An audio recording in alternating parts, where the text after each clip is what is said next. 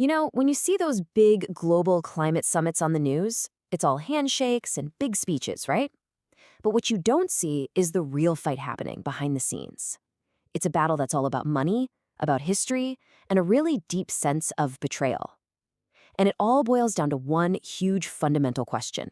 Who is going to pay for the climate crisis? So, let's take you to the recent COP29 summit in Baku. The tension there? You could cut it with a knife. For the countries that are most vulnerable to climate change, the ones already dealing with rising seas and monster storms, the deal that came out of the finance talks, well, it wasn't a compromise. They called it something else entirely. In their own words, it was a profound betrayal. Okay, so what was this huge fight actually about? Well, it's about the money. The developing nations, the ones on the front lines, who, by the way, did the least to cause this mess, they came to the table with a number. And it wasn't just pulled out of thin air. It was based on solid economic analysis. They said they need at least $1.3 trillion every single year just to adapt and transition. And the final offer from the wealthy nations? Get this, $300 billion. And not even now, but by 2035. I mean, the gap between what's needed and what's offered, it's just staggering. So, let's try to wrap our heads around that $300 billion offer. To put it in perspective for you, it's actually less than what Apple made in revenue in just 1 year. It's only about a third of what the US spends on its military every year. But here's the real kicker. That $300 billion, it's a tiny, tiny fraction, just 4% of the $7 trillion that governments around the world spend subsidizing the very fossil fuels that are causing the crisis in the first place. Think about that. As you can imagine, the reaction on the negotiating floor was, well, it was explosive. Delegates were furious.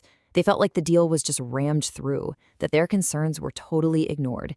India's lead negotiator, Chandrina Raina, she didn't mince words. She called it stage-managed, an optical illusion. You can just feel the raw frustration in that statement. See, this wasn't just about disagreeing on a number. It was a complete rejection of how the whole thing went down. But here's the thing. The problem isn't just that the number is way, way too small. The real issue, the real deception, is hidden in the fine print. We've got to unpack the hidden price tag of what they're calling climate aid. So, when you hear the term climate finance, what do you think of? You probably think of aid, right? Like a grant, free and clear, to help a country out. But that's not what's happening. The reality is that a whopping 2/3 of this money, it's not aid, it's loans. That means it's money that has to be paid back, often with an interest, by countries that are already in a tough spot financially. And that brings us to a really critical question, doesn't it? If the solution to a crisis that you didn't even create forces you to take on more debt from the very countries that did create it, is that really help? Or is it something else? Is this just a new kind of debt trap designed to keep countries dependent? Look, this isn't just some abstract economic argument. This idea of a debt trap has real, devastating consequences for actual people. Right now, 3 billion people live in countries that are already spending more money paying off their debts than they are on education and healthcare combined. Let that sink in. So when you add more climate loans on top of that, it just makes an impossible situation even worse.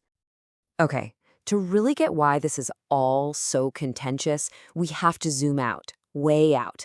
We need to look beyond today's headlines and go back in time. Because this isn't a problem that just popped up.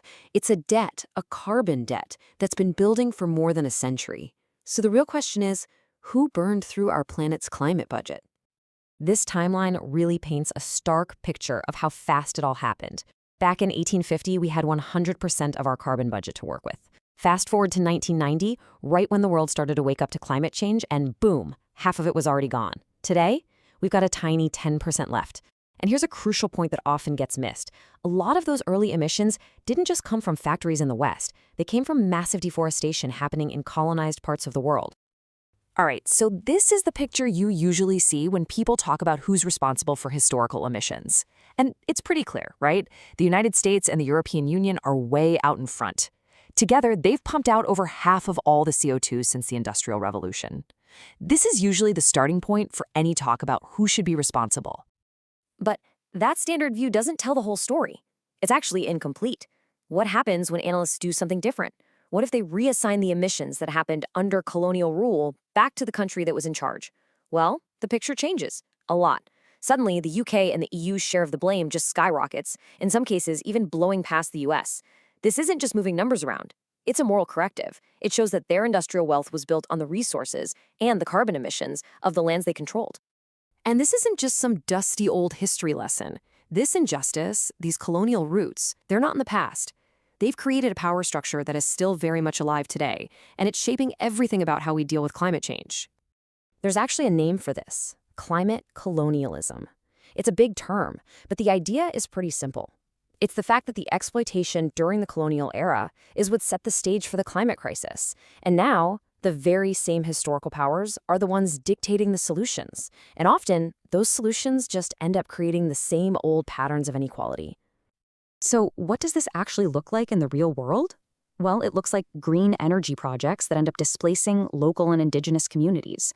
It's carbon markets that basically let big corporations in the global north pay for a permission slip to keep polluting. It's that climate finance we talked about, delivered as high-interest loans that just dig the debt hole deeper. And it's sidelining traditional, proven solutions in favor of expensive, patented technology from the West. This quote from a group of Indigenous women leaders really just hits the nail on the head. Protection without self-determination is just another form of control and colonialism. It gets right to the heart of it, you know? Even if the intentions are good, if you're imposing solutions from the outside and not letting people lead their own way, you're just repeating the same old patterns of control.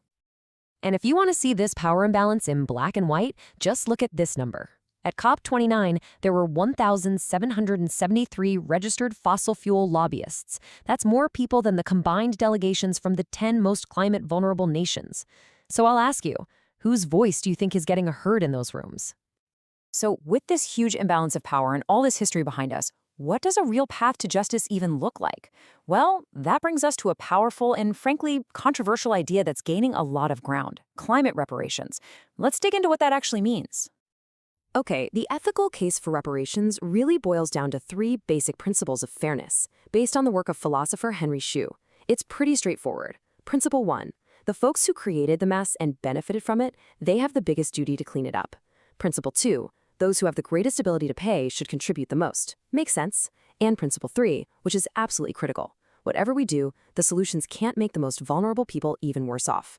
You have to guarantee a basic floor of well-being. So what would this look like in the real world? It's not just about writing a big check.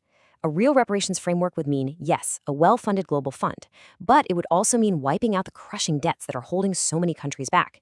It means that when you give climate finance, it's a grant, not a loan. It means openly sharing green technology instead of hiding it behind patents. And maybe most importantly, it means centering and funding the people who already have proven solutions, especially indigenous communities. And that last point about indigenous communities is so important. We're talking about people who protect nearly a third of the world's tropical forests. They are literally the guardians of the ecosystems we all depend on. And yet, for all that work, they receive less than 1% of international climate finance. The disconnect there is it's profound. And all of this brings us to one final massive contradiction. The world is getting ready for the next big climate summit, COP30, which is going to be held in the Amazon. So here's the question we have to leave you with. How can we even begin to talk about climate justice in the heart of the world's most vital forest when the host country itself is planning to expand oil drilling right at the mouth of the Amazon River? That's the question that's hanging over everything as we look to the future.